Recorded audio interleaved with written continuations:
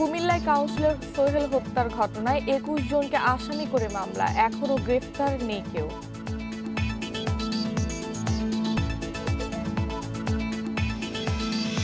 UP নির্বাচনে আওয়ামী লীগ বিদ্রোহীদের মদতদাতা মন্ত্রী এমপি চিহ্নিত, রিপোর্ট শেখ হাসিনার কাছে।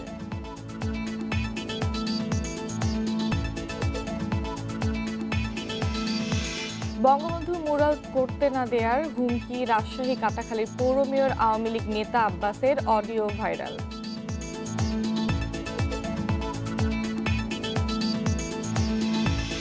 রাজধানীর কলেজ গেটে এক ভবনে চলছে ৬ হাসপাতাল ও ২ ব্লাড ব্যাংক, দালাল দিয়ে রোগী সংগ্রহ।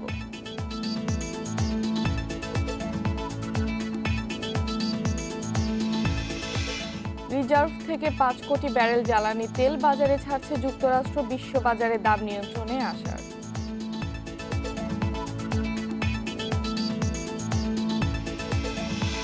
স্বাগত বিরতিহীন সকাল ৯টার ইন্ডিপেন্ডেন্ট সংবাদের সঙ্গে আছে আমি ফারহানা আলম এবং আমি আরিয়া সাহেব। শুনছিলেন শিরোনাম, যাচ্ছি পুরো খবরে।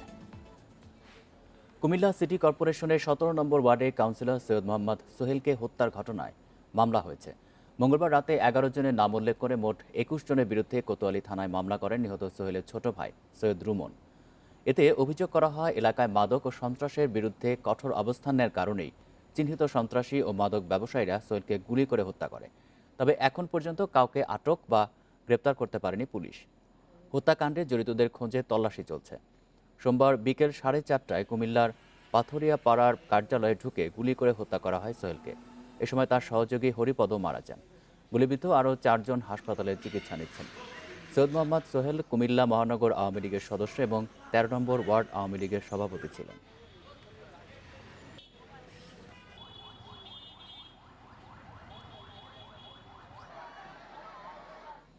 এ নিয়ে আরও জানাতে এবার কুমিল্লা থেকে যোগ দিয়েছেন সহকর্মী তানভীর খন্দকার।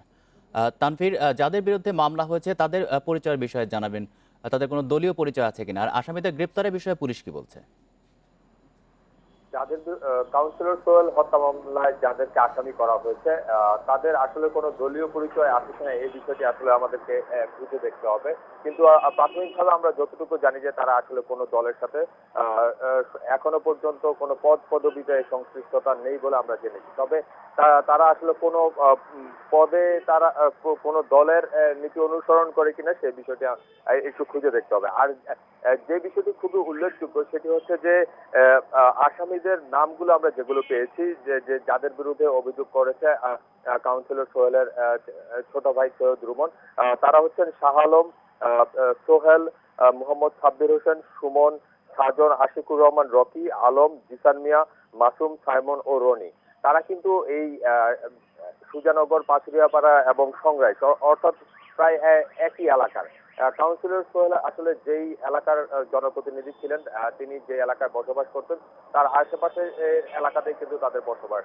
আমরা নিহতদের স্বজনদের কাছ থেকে একদম তার হত্যার পরবর্তী সময়ে অনেকে অভিযোগ করে বলেছিল যে এই হত্যাকাণ্ডের নেতৃত্ব দিচ্ছে ওই সোহেল নামের ওই ব্যক্তি, যে কিনা মাদক সহ বিভিন্ন সন্ত্রাসী কার্যক্রমের সাথে জড়িত। এছাড়া এখানে শাহ আলম নামে একজন ব্যক্তি আছেন, যার কথা স্বজনরা বারবার বলছিলেন যে সে আসলে এই একটি গ্যাংকে নেতৃত্ব দেয় যারা কিনা এই হত্যাকাণ্ডটি পরিচালনা করেছে এবং কাউন্সিলর সোহেল এবং হরিপদ সাহাকে হত্যা করেছে। তবে গতকাল যে মামলাটি হয়েছে সেটি শুধুমাত্র সোহেল হত্যাকাণ্ডের মামলা বলে আমরা পুলিশের কাছ থেকে জেনেছি। হরিপদ সাহা হত্যার আলাদা কোনো মামলা হবে কিনা সেটি এখনো নিশ্চিত নয়। আর গতকাল সন্ধ্যায় কুমিল্লার সংগ্রাই এলাকা থেকে বন্দুক, হাত বোমা উদ্ধার করা হয়েছে। সেসব বিষয়ে অস্ত্র আইনেও মামলা হতে পারে আমাদেরকে পুলিশের একটি সূত্র জানিয়েছে। তো এ পর্যন্ত আসলে মামলার সর্বশেষ তথ্য ছিল এটি, কিন্তু এখনো পর্যন্ত এই ঘটনায় কাউকে আটক করতে পারেনি। স্বজন এবং এলাকাবাসীর দাবি কিন্তু খুব দ্রুত সময়ের মধ্যে যদি আসামিদের কাউকে গ্রেফতার করা যায় তাহলে হয়তো জিজ্ঞাসাবাদের মাধ্যমে অন্যান্য আসামিদেরকে খুব তাড়াতাড়ি গ্রেফতার করা যাবে। এতে করে কিন্তু এলাকায় যে একটা থমথমে পরিস্থিতি এবং সাধারণ মানুষের মধ্যে ক্ষোভ রয়েছে যে তাদের জনপ্রতিনিধি হত্যা মামলায় আজকে প্রায় আড়াই দিনের মতো হয়ে যাচ্ছে, এখনো পর্যন্ত কাউকে গ্রেফতার করা হচ্ছে না। সেই ক্ষোভটি অন্তত কিছুটা হলেও স্থমিত হবে। আর আমরা সকালেও সেই এলাকাটিতে গিয়েছিলাম, এখনো কিন্তু ওই এলাকায় এক ধরনের শোকের ছায়া আমরা দেখেছি। সেখানকার সাধারণ মানুষ যারা তৃণমূলের সাথে আসলে সোহেল কাউন্সিলরের খুব ভালো সম্পর্ক ছিল, তারা কিন্তু এখনো দুঃখ প্রকাশ করছেন এবং বলছেন যে আসলে এই হত্যাকাণ্ডে যারা জড়িত তাদেরকে যদি সহসা গ্রেফতার করা না হয়, সেটি কিন্তু কুমিল্লাবাসীর জন্য একটি দুঃখজনক উদাহরণ হয়ে হিসেবে থাকবে।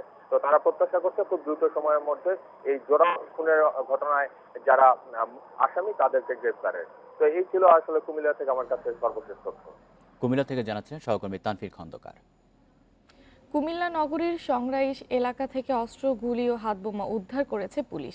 পুলিশের ধারণা কাউন্সিলর সোহেল হত্যায় ব্যবহার করা হয় এসব অস্ত্র। মঙ্গলবার বিকেলে নগরীর 16 নং ওয়ার্ডে সংরাইশের একটি বাড়ির পাশ থেকে এগুলো উদ্ধার করা হয়। পুলিশ জানায় 999-এ কল পেয়ে রহিম ডাক্তারের বাসায় গলির ফাঁকা জায়গা থেকে 3টি কালো ব্যাগ উদ্ধার করা হয়। পরে ব্যাগ থেকে 2টি এলজি, একটি পাইপ গান, 12 রাউন্ড গুলি, 20টি হাতবোমা, একটি লোহার রড, 2টি কালো রঙের টি-শার্ট পাওয়া যায়। সোমবার কাউন্সিলর সোহেল হত্যাকাণ্ড শেষে এসব অস্ত্র সন্ত্রাসীরা ফেলে যায় বলে ধারণা পুলিশের।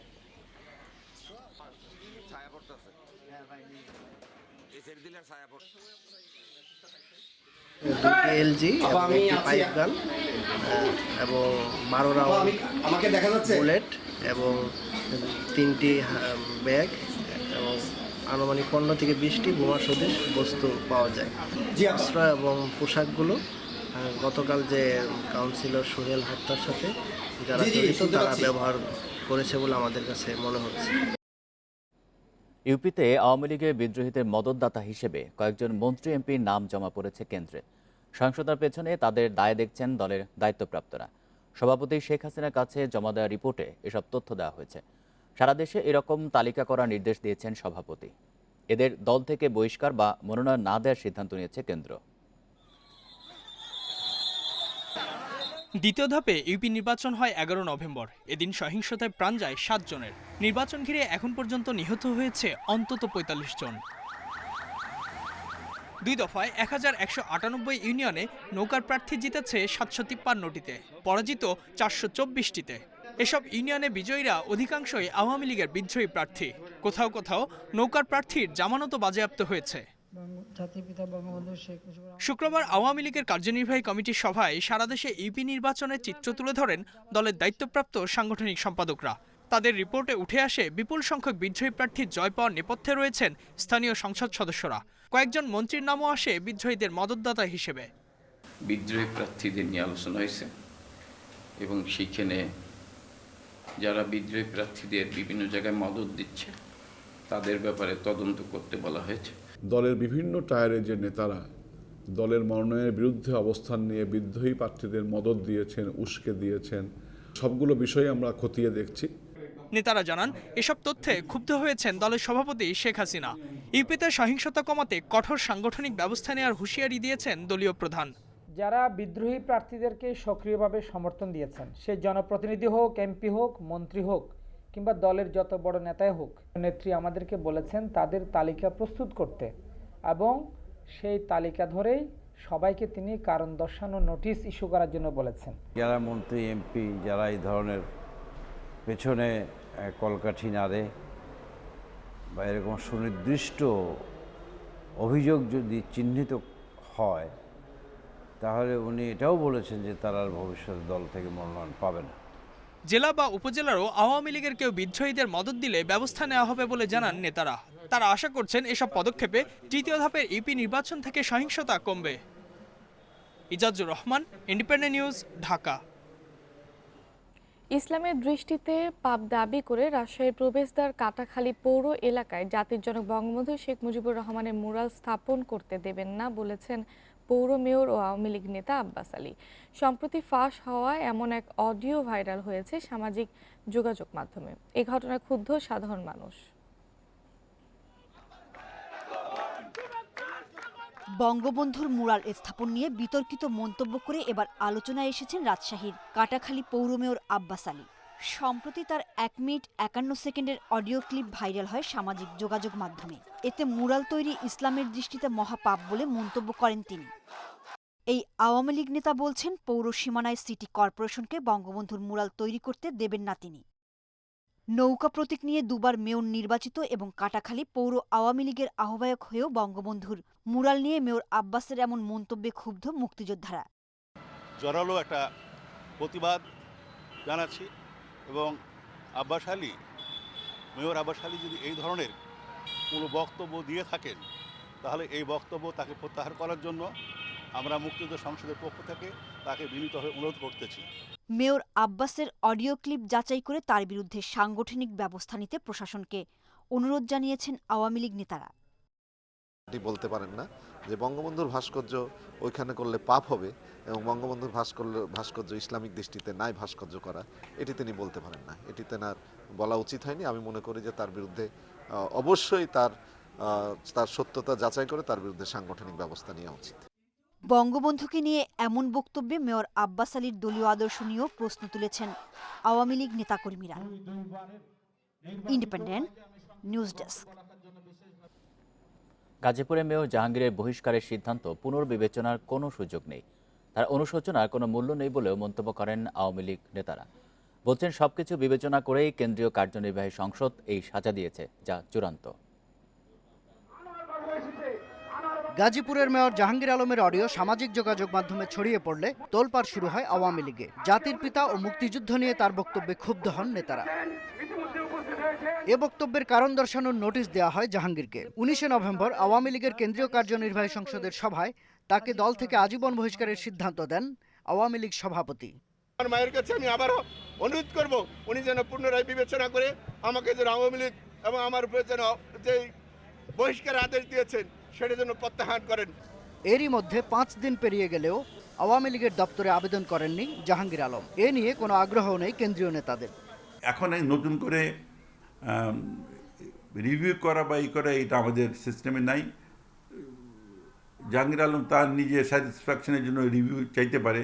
সে তো বলগাহীন কথাবার্তাই বলে এবং এ কারণেই তো তাকে এই শাস্তিটা তাকে দেওয়া হয়েছে। সুতরাং সে এখন কি বলল না বলল এটার কোনো গুরুত্ব আমাদের কাছে নেই।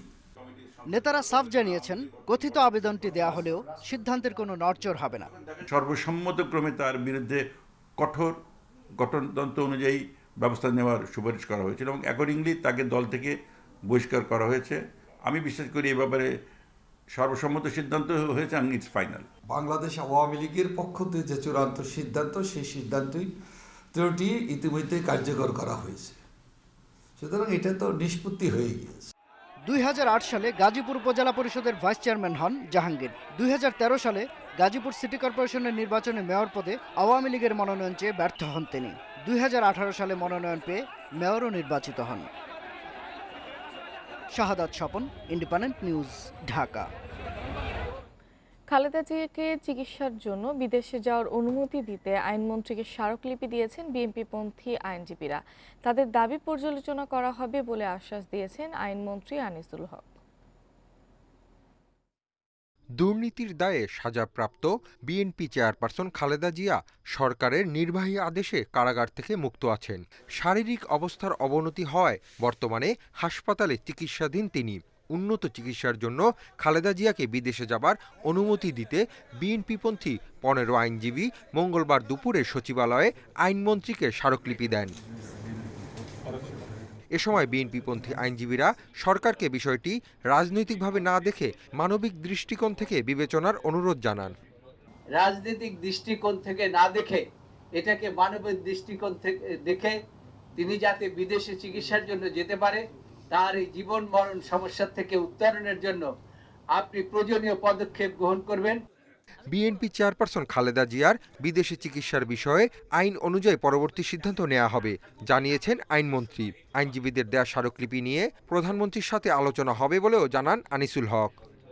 যে স্মারকলিপি দিয়েছেন এবং এটা তো পরেই দিয়েছেন, সেখানে যে এটা আমি অবশ্যই এক্সামিন করব এবং আপনারা জানেন যে এখানে সিদ্ধান্ত এবং মতামতের ব্যাপারে আলাপ আলোচনার প্রয়োজন আছে এবং সেটাও আমরা করব। আইনমন্ত্রী জানান, খালেদা জিয়ার বিষয়টি মানবিক দিক থেকে বিবেচনায় সরকারের সদিচ্ছার অভাব নেই। কেউ মৃত্যু ঝুঁকিতে থাকুক সেটাও সরকারের কাম্য নয়। অবশ্যই আমরা তো হাসিব মাহমুদ শাহ, ইন্ডিপেন্ডেন্ট নিউজ, ঢাকা। নৌ রুটে ফেরি চলাচল বন্ধ রয়েছে। এ নিয়ে আরো জানাতে রাজবাড়ীর দৌলতিয়া ফেরিঘাট থেকে যুক্ত হচ্ছেন সহকর্মী শামীম রেজা। শামীম, কুয়াশার কারণে ফেরি বন্ধ হওয়ার যাত্রী দুর্ভোগ কেমন দেখছেন, আর কখন নাগাদ ফেরি চালু হতে পারে বলে আপনি মনে করছেন, আমাদের জানাবেন।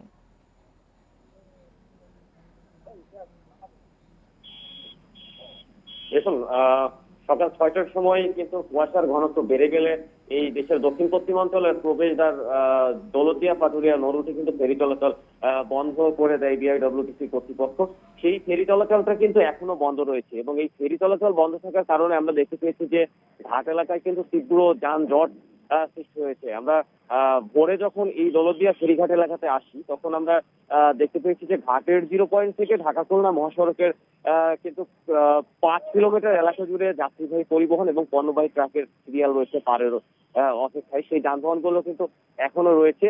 তো দীর্ঘ সময় অপেক্ষায় কিন্তু চালক এবং যাত্রীরা কিন্তু বেশ ভোগান্তির শিকার হচ্ছে। আর বিআইডব্লিউটিসির কর্তৃপক্ষের সঙ্গে আমরা কথা বলার চেষ্টা করেছি। অর্থাৎ এখানে 2জন ব্যবস্থাপক রয়েছেন, সহকারী ব্যবস্থাপক রয়েছেন এবং তাদের যে একটা কন্ট্রোল রুম রয়েছে সেই কন্ট্রোল রুমেও আমরা যোগাযোগ করার চেষ্টা করেছি, কিন্তু তাদের কাউকে কিন্তু পাওয়া যায়নি এবং মুঠোফোনে যোগাযোগ করলেও তারা ফোন রিসিভ করেনি। সে কারণে আসলে সঠিকভাবে বলা যাচ্ছে না যে কখন থেকে এই রুটে ফেরি চলাচল শুরু হবে। তবে এখানে যারা দায়িত্বরত পুলিশ সার্জেন্ট রয়েছে তাদের সঙ্গে কথা বলেছিলাম। তারা যেটা বলছেন যে কুয়াশার কারণে মূলত এই রুটে ফেরি চলাচল বন্ধ রাখা হয়। যেহেতু নদীতে ফেরি সংকট রয়েছে সে কারণে গেল 1 মাসের বেশি সময় ধরে এই রুটে যানজট সৃষ্টি হয়ে যাচ্ছে।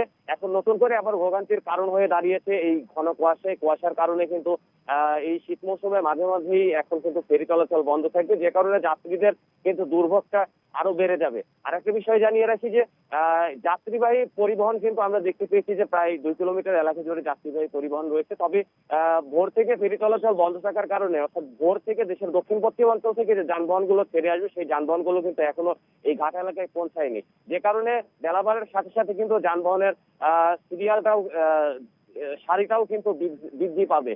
তো সবকিছু মিলিয়ে এখানকার যারা দায়িত্বরত রয়েছেন তাদের সঙ্গে কথা বলেছি। তারা যেটা বলছেন যে হয়তো বা আর অল্প কিছু সময়ের মধ্যেই ফেরি চলাচলটা শুরু হবে। রাজবাড়ী থেকে এতক্ষণ আমাদের সাথে যুক্ত ছিলেন সহকর্মী শামীম রেজা। কয়েকটি পণ্য বাজারজাতে পাটের মোড়ক বাধ্যতামূলক করা হলেও 7 বছরে তার বাস্তবায়ন নেই। এ দায় প্রশাসনের উপর চাপাচ্ছেন পাটমন্ত্রী। আর পরিবেশবাদীরা বলছেন রাজনৈতিক সদিচ্ছার অভাব। পরিবেশ দূষণ রোধ ও পাট শিল্পের উন্নয়নে দ্রুত আইনের প্রয়োগ চান ব্যবসায়ীরা। চালের বস্তা হতে হবে পাটের, কিন্তু এখনও অনেক ক্ষেত্রে ব্যবহার হচ্ছে প্লাস্টিকের। এ সংক্রান্ত আইন পাশ হয় 2013 সালের জুনে, যেখানে নির্দেশ দেওয়া হয় চাল ডাল সহ 19 পণ্যের মোড়ক হতে হবে পাটের। কিন্তু এসব পণ্যে দেদারসে ব্যবহার হচ্ছে প্লাস্টিকের বস্তা, অথচ এটি দেখারও কেউ নেই। আমাদের যে জুট মিলগুলি আছে এদেরকে চালায় রাখতে হলে আমাদের গভর্নমেন্ট যেসব বস্তা কিনে খাদ্যশস্য আমদানি করে সব কিছুতে যদি 100% জুট ব্যাক করে, মানে আমাদের ধরেন এগ্রো প্রোডাক্ট, পোলট্রি ফিড এরা যদি আসে, তাহলে আমাদের যে প্যাকিং আমরা ইম্পোর্ট করে এনে র মেটেরিয়াল এনে যেটা ব্যবহার করতেছি তার থেকে আমাদের ডোমেস্টিক ব্যবহার করলাম, আমরা আমাদের এনভায়রনমেন্ট নষ্ট করলাম না। প্যাকেজিং আইন অনুযায়ী পাটের মোড়ক ব্যবহার না করলে পণ্য বাজেয়াপ্ত সহ জেল জরিমানার বিধান রয়েছে। স্থানীয় বাজারে পাটের পণ্যের ব্যবহার বাড়াতে এই আইন বাস্তবায়ন জরুরি বলে মনে করেন পাটমন্ত্রী। কিন্তু পরিবেশবাদীরা বলছেন এক্ষেত্রে সরকারকেই বেশি উদাসীন দেখা যাচ্ছে। আমাদের এখানে প্রশাসনকে যদি আমরা সবসময় যদি নজরদারিতে রাখি এবং তাদেরকে বলা হয়, তার কারণে প্রশাসন এত ব্যস্ত থাকে আমাদের কাজটা নিয়ে ব্যস্ত, শুধু আমাদের কাজ নিয়ে কি ব্যস্ত থাকবে, তাদেরকে বারবার আমাদের যে পাট অধিদপ্তর আছে তাদেরকে বলতে হবে। তারা কাজ করছে কিন্তু হয়তো মাঝে মাঝে লিখে দেওয়া আছে। সরকারের বাজার তদারকির অভাবে পলিথিন আবার ফেরত এসছে। কোনো জায়গাতেই যেখানে বলা হচ্ছে কাপড় দিয়ে মোড়াইতে হবে, কয়েকটা জায়গায় ছাড়া আর সব জায়গাতেই কাপড় দিয়ে মোড়াতে হবে, কোথাও তো সেটা ফলো করা হয় না।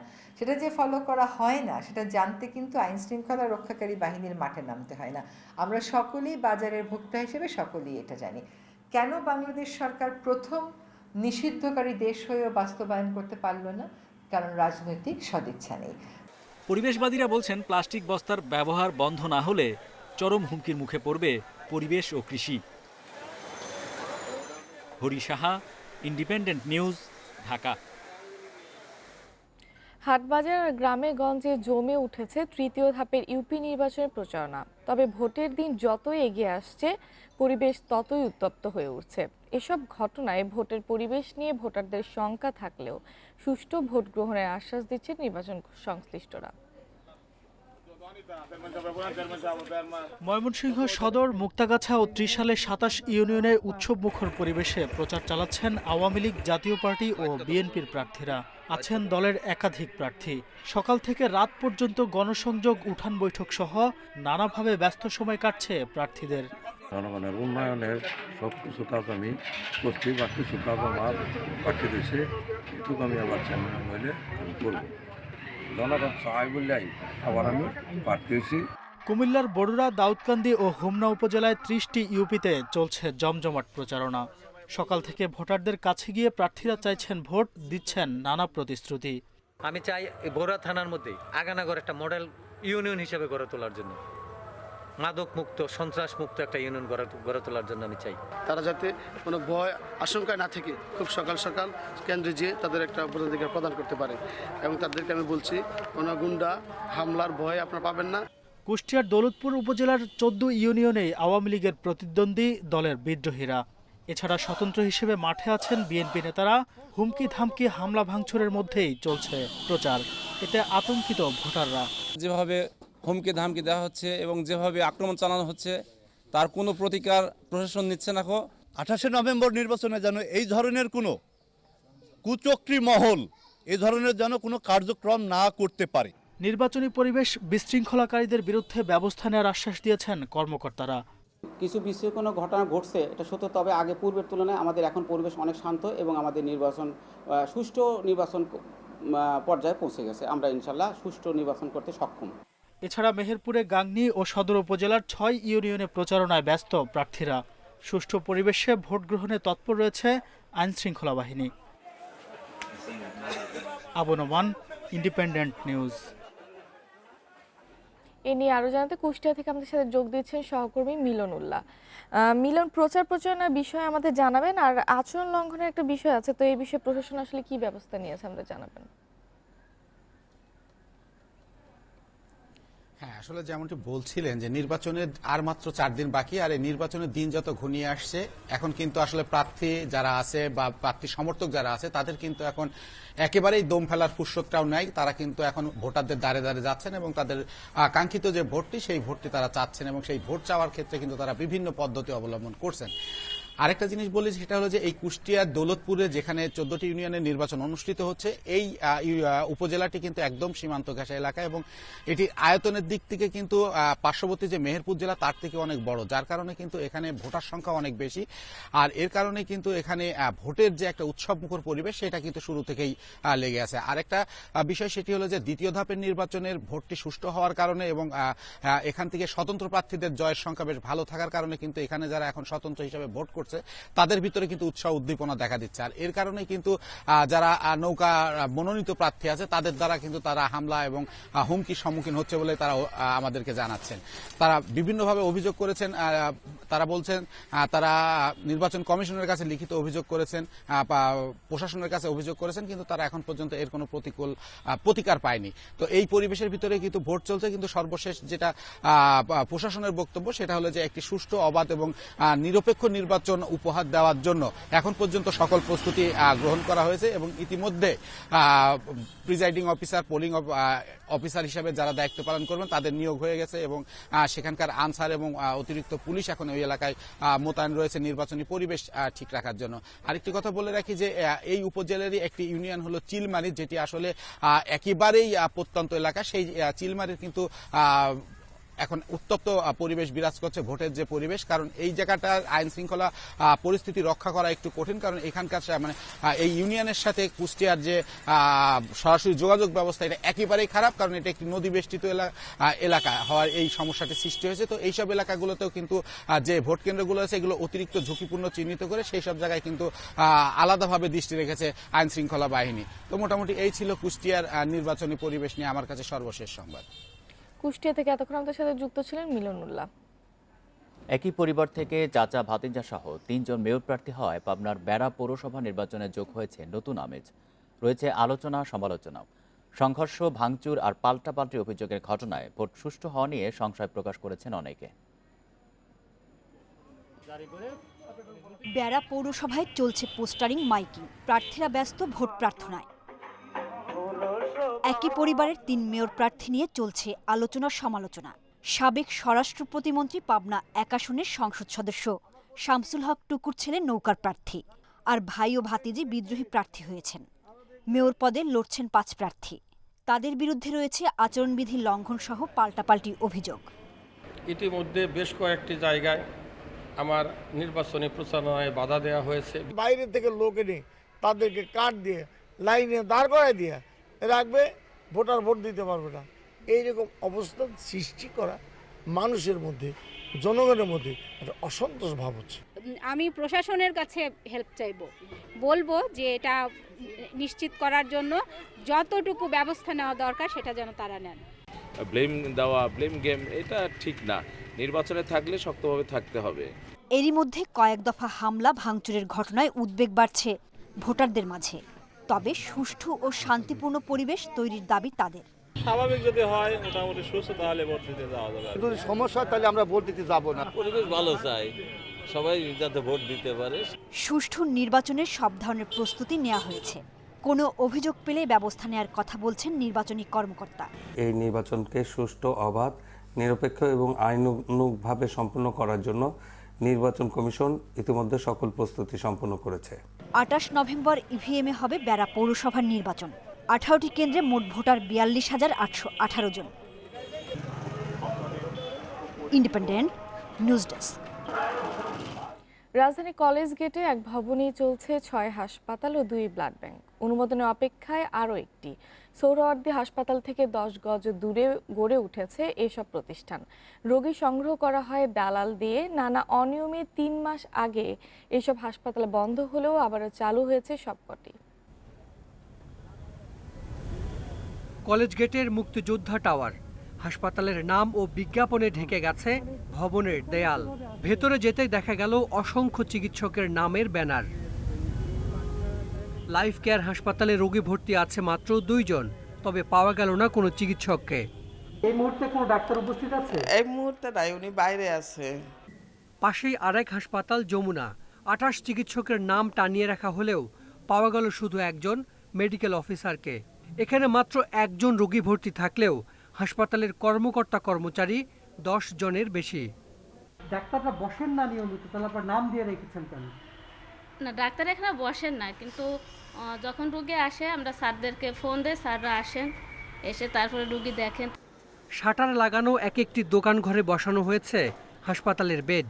এখনও ঝুলছে দোকানের সাইনবোর্ড, কিন্তু এটি একটি হাসপাতাল, নাম রয়্যাল মাল্টি স্পেশালিটি হাসপাতাল। এখানেও রোগী ভর্তি আছে মাত্র 2 জন। চতুর্থ তলায় আরেক হাসপাতাল ঢাকা হেলথ কেয়ার। ছবি তুলতে গেলে দেয়া হয় বাধা।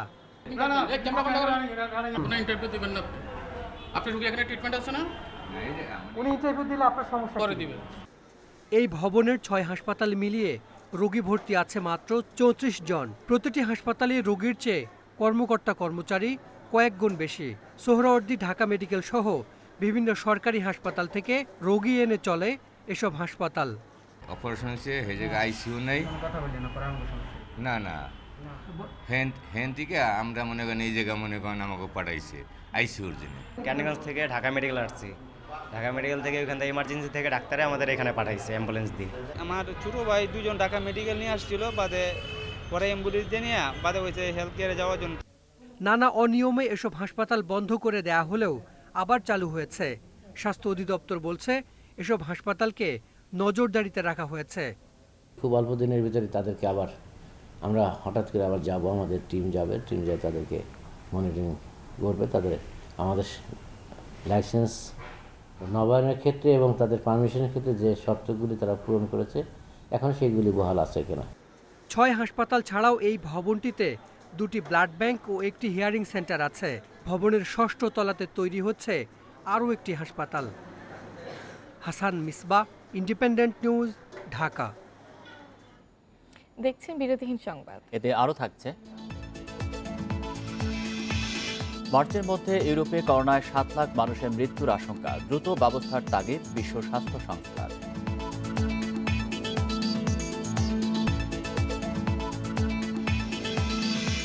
বেনফিকার সাথে ড্র করে চ্যাম্পিয়ন্স লিগ থেকে বাদ পড়ার শঙ্কায় বার্সা, শেষ 16তে ম্যান ইউনাইটেড।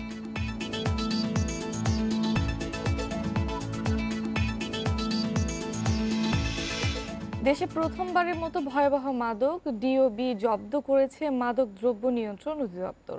গ্রেফতার করা হয়েছে মাদক চোরাচালানে জড়িত 3 ব্যক্তিকে। পোল্যান্ড থেকে ক্রিপ্টোকারেন্সি বিটকয়েন দিয়ে কেনা হয় এ মাদক। দেশের আন্তর্জাতিক বিমানবন্দরে অত্যাধুনিক স্ক্যানার মেশিন না থাকায় এসব মাদক অবাধে প্রবেশ করছে বলে জানিয়েছে অধিদপ্তর।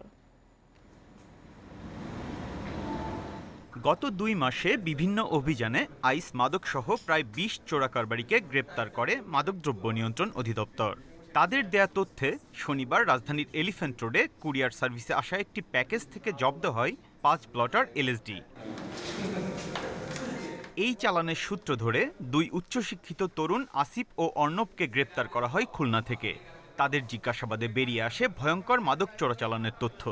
ডার্ক ওয়েবে বিটকয়েন ব্যবহার করে পোল্যান্ড থেকে আনা হয় ভয়ঙ্কর মাদক ডিওবি। মাদক ব্যবসায় জড়িত থাকার অভিযোগে খুলনা বয়রা শাখার সুন্দরবন কুরিয়ার সার্ভিসের ম্যানেজার মামুনুরকেও গ্রেপ্তার করা হয়। অর্ণব কুমার শর্মার বাসায় যাই, যে আমরা এলএসডি নয়, সেখানে যে আমরা নতুন মাদক পাই, যেটা আমরা আটক করেছি বলেছি ডিওবি। এটা একটা নতুন মাদক, এটা এলএসডির মতোই। সে মাদক পেয়েছি হচ্ছে 90টি স্ট্রিপ পেয়েছি, 90টি ব্লটার আমরা পেয়েছি। বিশেষজ্ঞরা বলছেন ডিওবি সেবন করলে মানুষ নিজের উপর নিয়ন্ত্রণ হারিয়ে ফেলে। এতে করে তার মস্তিষ্ক অন্য কেউ নিয়ন্ত্রণ করতে পারে। মানে শরীরের অঙ্গ প্রত্যঙ্গ, ব্লাড যে ভ্যাসেলগুলো আছে সব সংকুচিত হয়ে যায়, খিঁচুনি আসে। এর মধ্যে ব্রোমিন থাকার জন্যই তেজস্ক্রিয়তার কারণে শরীরের কোনো ক্ষতি না করে তার টোটাল বডিটা স্ক্যানিং করা যায় এবং তার গতি নিয়ন্ত্রণ করা যায় বাইরে থেকে। ওই যে আমরা বলি যে তাকে একটু শুকায় দিল বা খাওয়াই দিল, তারপরে যা বলা হয় তাই শোনায়, মানে এটা রেভলিউশনারি ভাব যদি তাকে নিয়ন্ত্রণ করেন, সে এটা যে কোনো ঘটনা ঘটায় দেবে। গ্রেপ্তারকৃতদের বিরুদ্ধে মাদকদ্রব্য নিয়ন্ত্রণ আইনে মামলা করা হয়েছে। $160, $80। Biprojit Chanda, Independent news, Dhaka. কেউ লেগুনা বা অটোরিকশার চালক, কেউ চায়ের দোকানের কর্মচারী, কেউ বা নির্মাণ শ্রমিকের পেশায় নিয়োজিত, কিন্তু রাতে তারা ছিনতাইকারী। ছিনতাইয়ের হটস্পট মোহাম্মদপুর থেকে কিশোর গ্যাং 5 বেলা কিংয়ের 9 জনকে গ্রেপ্তার করেছে র্যাব, যাদের বয়স 12 থেকে 18 বছর।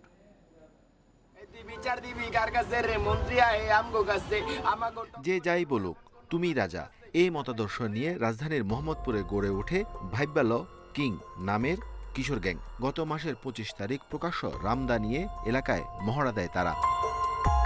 অটোরিকশা চালক বা চা দোকানি হলেও এই কিশোর গ্যাংয়ের সদস্যদের বড় অংশ ছিনতাইয়ের সাথে জড়িত।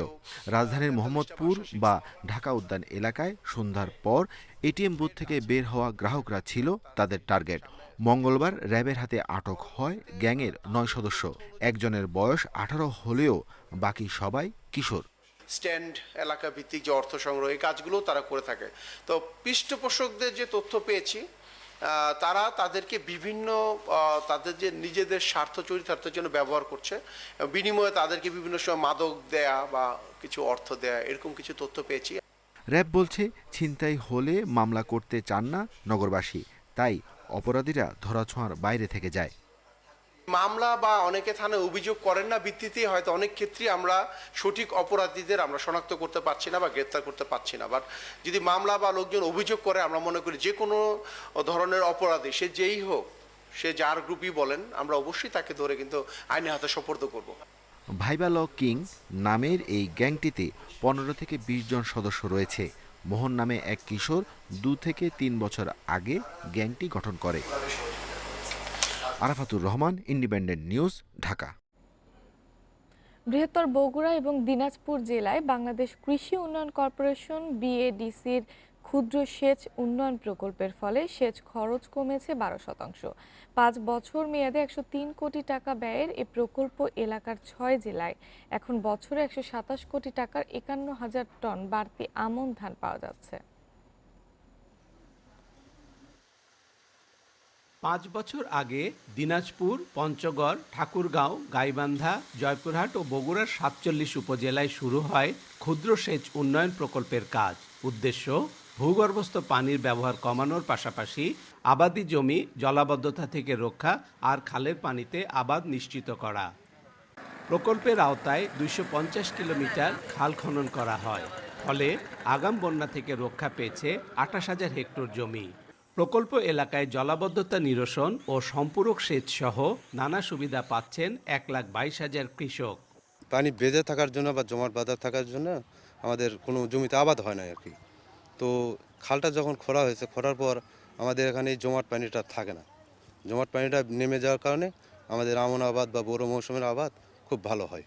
আর দুই সাইডে যে জমিগুলো আছে আমরা খাল থেকে প্রায় ৫-৬ ফিট পানি এখন রাখছে, এখান থেকে আমরা সেচ দিতে পারছি। প্রকল্প এলাকায় ভূগর্ভস্থ পানির ব্যবহার ১,৮০০ কোটি লিটার কমেছে বলে জানিয়েছে কৃষি বিভাগ। প্রতি কেজি ধান উৎপাদনেও পানির খরচ ৪,০০০ লিটার থেকে কমে দাঁড়িয়েছে ১,৮০০ লিটারে।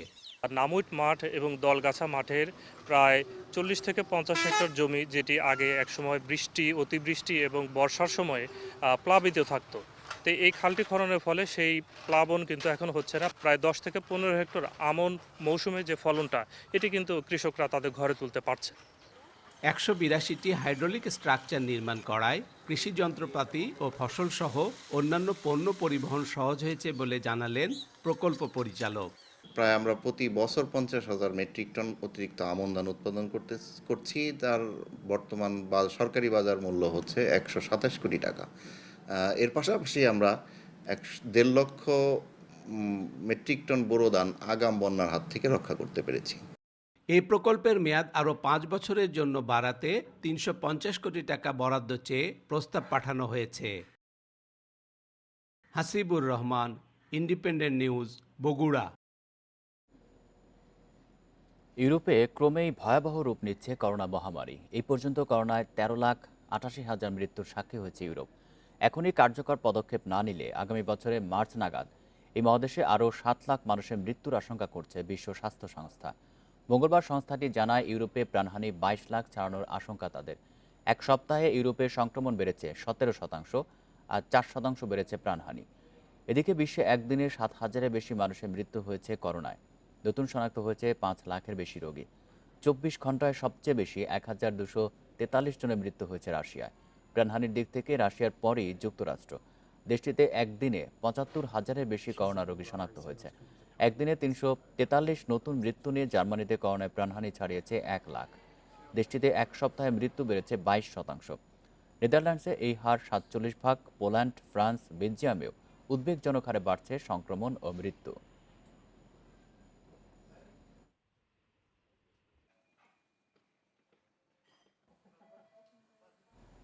এ বছরের শেষ নাগাদ যুদ্ধ বিধ্বস্ত ইয়েমেনের নিহতের সংখ্যা ৩,৭৭,০০০-এ পৌঁছাতে পারে বলে আশঙ্কা করছে জাতিসংঘ। ইউএনডিপি প্রকাশিত প্রতিবেদনে বলা হয়, যারা মারা যাচ্ছে তাদের ৭০% শিশু, যাদের বয়স ৫ বছরের নিচে। ইয়েমেনের বর্তমানে চরম দারিদ্র্য সীমায় অবস্থান করছে প্রায় ১,৫৬,০০,০০০ মানুষ। চরম পুষ্টিহীনতায় ভুগছে ৩০ লাখ শিশু। বিশ্ব স্বাস্থ্য সংস্থার হিসেবে প্রতিদিন গড়ে ৩০০ শিশু প্রাণ হারাচ্ছে। জাতিসংঘ বলছে ২০৩০ সালের মধ্যে দেশটি ভয়াবহ পুষ্টিহীনতার কবলে পড়বে ৯২ লাখ মানুষ। এমন পরিস্থিতিতে আগামী ৯ বছরের মধ্যে দেশটিতে ১৩ লাখ মানুষের মৃত্যুর আশঙ্কা প্রকাশ করেছে সংস্থাটি। তাদের হিসাব বলছে, সরাসরি যুদ্ধে প্রাণ না গেলেও চরম ক্ষুধা, দারিদ্র্য এবং পুষ্টিহীনতায় প্রাণ যাবে ৭০% মানুষের। ইয়েমেনের ২০১৫ সালের মার্চে শুরু হওয়া যুদ্ধে অভ্যন্তরীণ বাস্তুচ্যুত শিশুর সংখ্যা ১৭ লাখ।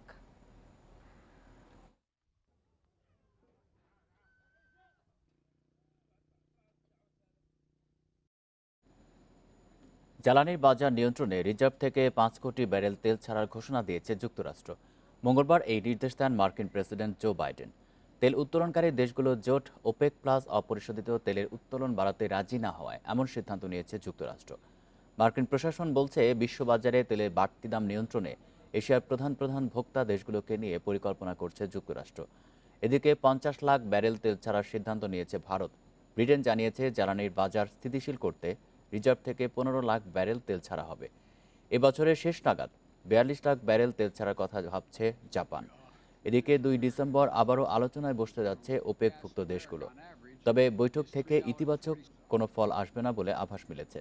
বিশ্বে ক্রমবর্ধমান চাহিদার কারণে সৌদি আরব সহ তেল উৎপাদনকারী দেশগুলোকে তেলের সরবরাহ বাড়াতে চাপ দিয়ে আসছে যুক্তরাষ্ট্র। তবে প্রতি মাসে তেলের উৎপাদন 4 লাখ ব্যারেলের বেশি বাড়ানো সম্ভব নয় বলে সাব জানিয়ে দিয়েছে সংগঠনটি।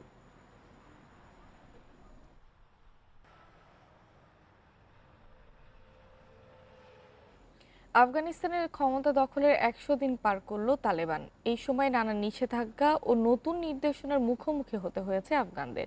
অভিযোগ আছে গণমাধ্যমের নিয়ন্ত্রণ ও নারীর মৌলিক অধিকারের বাধার। বিশ্বব্যাপী শঙ্কা তৈরি হয়েছে দেশটিতে পুরনো তালেবান শাসন ফেরার। 20 বছর যুদ্ধের পর কাবুল দখলের মধ্য দিয়ে 15ই আগস্ট আফগানিস্তানের ক্ষমতা নেয় তালেবান। নিরাপত্তা নিশ্চিত সহ সাধারণ ক্ষমা ও প্রতিশোধ না নেওয়ার ঘোষণা দেয় তারা। গণমাধ্যমের স্বাধীনতা এবং নারী ও মেয়ে শিশুদের মৌলিক অধিকার রক্ষার প্রতিশ্রুতিও আসে। তবে গত 100 দিনে দেখা গেছে এর উল্টো চিত্র। ক্ষমতায় আসার পরই নিরাপত্তার অজুহাতে মেয়েদের স্কুলে যাওয়ার নিষেধাজ্ঞা দেয় তালেবান। পরে অবশ্য সেই অবস্থান থেকে সরে আসে। তবে এখনও অনেক জায়গায় মেয়েদের স্কুল না খোলার অভিযোগ আছে। তালেবান ক্ষমতায় আসার পর স্কুলে যেতে পারিনি। আমার ভাইয়েরা স্কুলে যাচ্ছে, বার্ষিক পরীক্ষা চলছে এবছর বাদ। এখনো আশা করছি তালেবান আমাদের স্কুল খুলে দেবে। প্রথমবার যখন তালেবান ক্ষমতায় আসে তখন তারা বলেনি যে মেয়েদের জন্য স্কুল বন্ধ থাকবে। এখনের মতো সে সময়ও একই অজুহাত দেয় তারা। সে সময় 6 বছর অপেক্ষার পরও নারীদের জন্য স্কুল খোলার অনুমতি দেয়নি।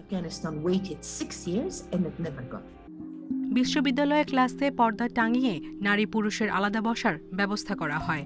নারীদের সব ধরনের খেলার উপরও আসে নিষেধাজ্ঞা। 8 সেপ্টেম্বর তালেবানের ঘোষিত অন্তর্বর্তী সরকারেও নেই কোনো নারী। সিনেমা নাটকেও নারীরা অভিনয় করতে পারবে না, সম্প্রতি জানিয়েছে নীতি নৈতিকতা বিষয়ক মন্ত্রণালয়। পাশাপাশি টিভি উপস্থাপনায় নারীদের হিজাব পরা বাধ্যতামূলক করা হয়েছে। তালেবান ক্ষমতায় আসার আগে নীতি নৈতিকতা বিষয়ক মন্ত্রণালয়টির নাম ছিল নারী বিষয়ক মন্ত্রণালয়। ক্ষমতায় এসে রেডিও স্টেশনগুলোতে গান বাজনার বিরুদ্ধে নিষেধাজ্ঞা জারি করা হয়। নিষিদ্ধ হয় জনসম্মুখে গান বাজনাও। ইসলামী আইনের লঙ্ঘন হওয়ায় হেলমান্দ প্রদেশে সেলুনে দাড়ি কাটা ও আমেরিকান স্টাইলে চুল কাটায় নিষেধাজ্ঞা দেয় তালেবান। অমান্য করলে শাস্তিরও হুঁশিয়ারি দেয় তারা। হেরাত প্রদেশে 4 অপহরণকারীকে হত্যার পর তাদের মরদেহ প্রকাশ্যে রাস্তায় ঝুলিয়ে রাখে তালেবান কর্তৃপক্ষ। এতে পুরনো তালেবান শাসন ব্যবস্থা ফিরে আসার ইঙ্গিত মেলে। বিশ্ব খাদ্য সংস্থার হিসেবে প্রায় 4 কোটি জনসংখ্যার দেশ আফগানিস্তানের তীব্র খাদ্য সংকটে 2 কোটি 80 লাখ মানুষ। এর মধ্যে 2 নভেম্বর বিদেশি মুদ্রা ব্যবহারে নিষেধাজ্ঞা দেয় তালেবান। এতে দেশের অর্থনীতি আরও সংকটের মুখে পড়বে আশঙ্কা বিশেষজ্ঞদের। সায়রা খান, ইন্ডিপেন্ডেন্ট নিউজ।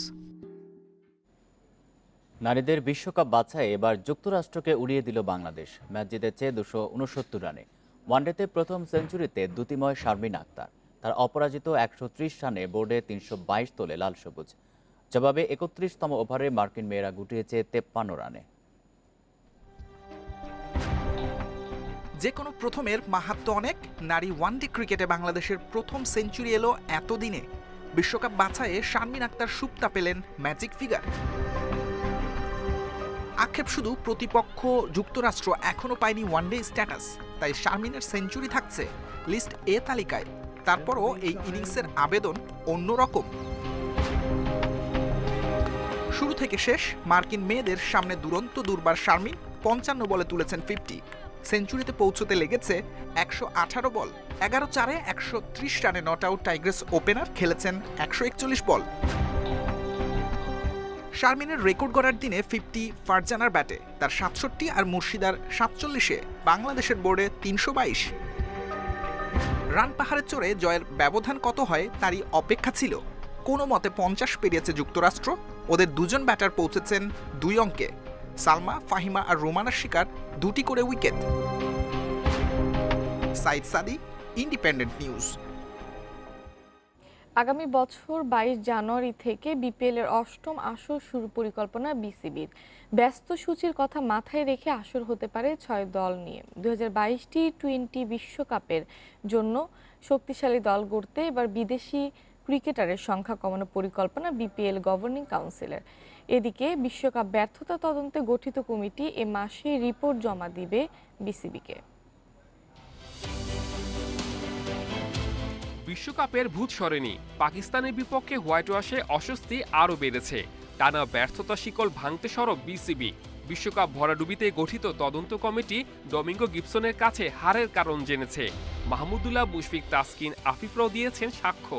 এরপর লিটন সৌম্যর সাথে কথা বলে চূড়ান্ত হবে রিপোর্ট। আমরা বুঝতে পারছি যে সমস্যা কোথায় কোথায় ছিল, তো আমাদের কাছে মনে হয়েছে খুব একটা বড় সমস্যা ছিল না, এটা প্রপারলি অ্যাড্রেস করা যাবে। আমরা মোটামুটি শেষ করে ফেলেছি। এই মাসেই আমাদের আরও 2-1 জন বাকি আছে, কথা বলে আমরা এই মাসে র্যাপ আপ করে ফেলবো। টি-20তে ঘুরে দাঁড়াতে বিপিএলে জোর বিসিবির। পুরনো রূপে ফিরছে অষ্টম আসর।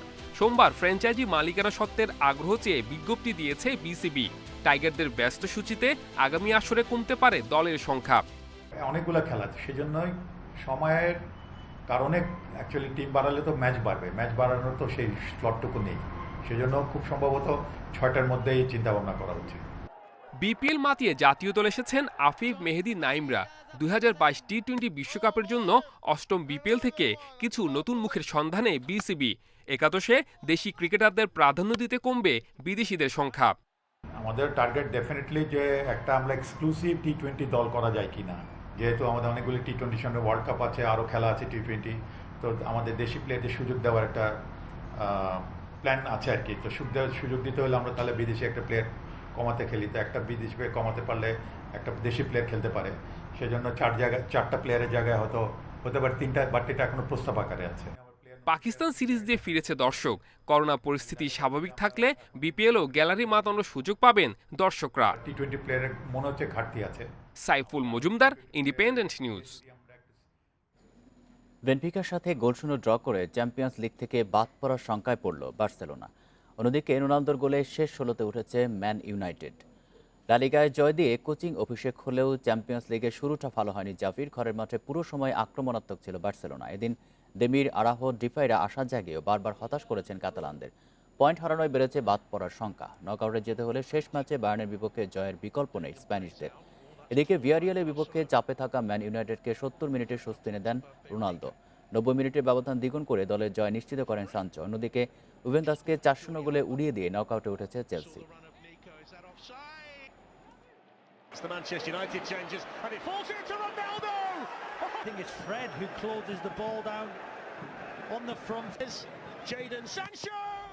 ক্লাবের চেয়ে জাতীয় দলেই বেশি মনোযোগ লিওনেল মেসির। আর্জেন্টিনা এখন দুরন্ত ফর্মে আছে। কোপা আমেরিকা জয় দলের আত্মবিশ্বাস বেড়েছে বহুগুণ। সেটা পুঁজি করেই কাতার বিশ্বকাপে বড় স্বপ্ন মেসির। মার্কাকে দেয়া সাক্ষাৎকারে আর্জেন্টাইন সুপারস্টার বলেছেন, বার্সেলোনায় ফেরার আগ্রহ পুষে রেখেছেন। যে কোনো উপায়ে প্রিয় ক্লাবের উপকারে আসতে চান তিনি।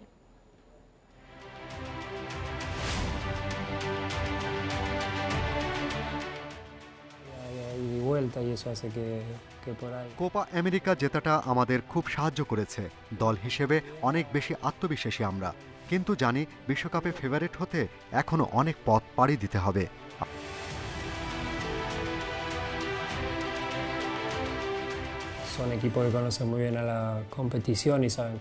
আরও একবার ফাইনাল খেলতে চাই এবং বিশ্বকাপ জিতে লক্ষ্য পূরণ করতে চাই। শিরোপা জয়ের প্রবল আগ্রহ ও স্বপ্ন সব সময় আছে।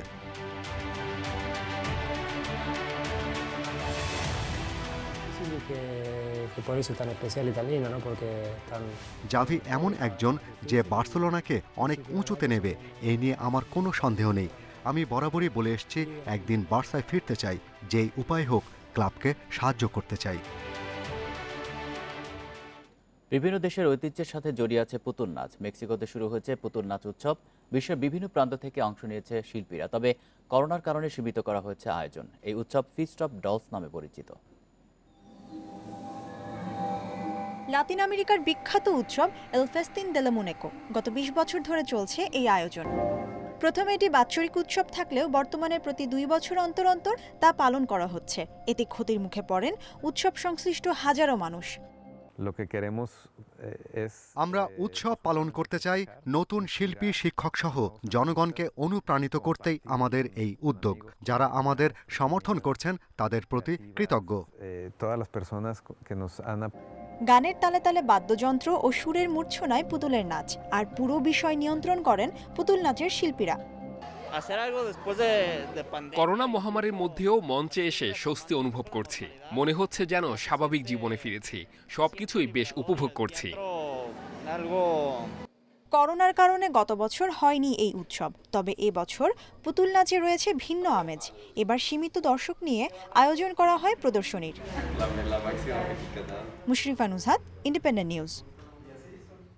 এই ছিল এখনকার সংবাদে। ইন্ডিপেন্ডেন্ট টেলিভিশন সব খবর দেখতে চোখ রাখুন ফেসবুক, ইউটিউব এবং টুইটারে। ধন্যবাদ সবাইকে।